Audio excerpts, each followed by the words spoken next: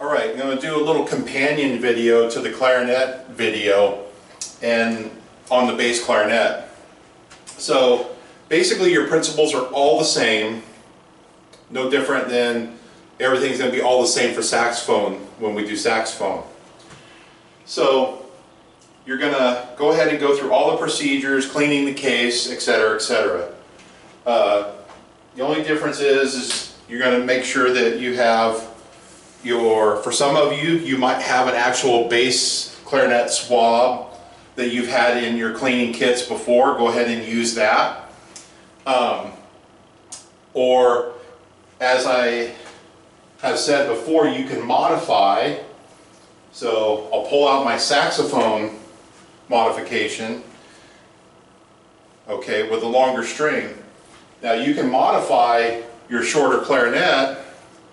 And if you don't have another swab to cut and steel, just get yourself an old shoestring and cut it in the middle and add the shoestring in there for the length you need to get through the bass clarinet. Okay, so a few ideas there if you don't have a bass clarinet swab in your old kit or whatever, because I know some of you don't have students that play bass clarinet, etc. Okay, you might be saying, why not the sax?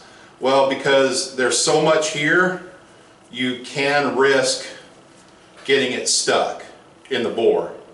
So make sure that when you do pull stuff through, that it's not so much that it gets stuck, and then you got to bring it to me and we have to chase it out of there. Okay, so that's the biggest difference is the length of the pull through. So here's an actual bass clarinet pull through, unmodified, all that kind of good stuff. So you would pull it through, and then you would also pull it through the bell. Okay, at this point you could probably even use your saxophone at this point and kind of go between two, pull it through, and then get in there and wipe. Like what we did, we wiped the bell and things like that with the alcohol and such. Okay.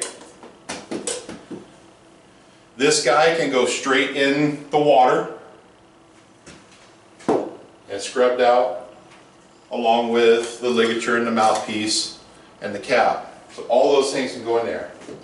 Don't forget the rod. Make sure that you wipe the rod off because they are actually grabbing this. So this has been grabbed, so make sure that you wipe all this stuff off. Don't forget the rod, all that kind of good stuff.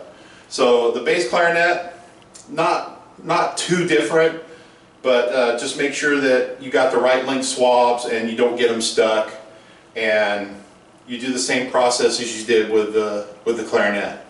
So just a little quick brief overview of the bass clarinet.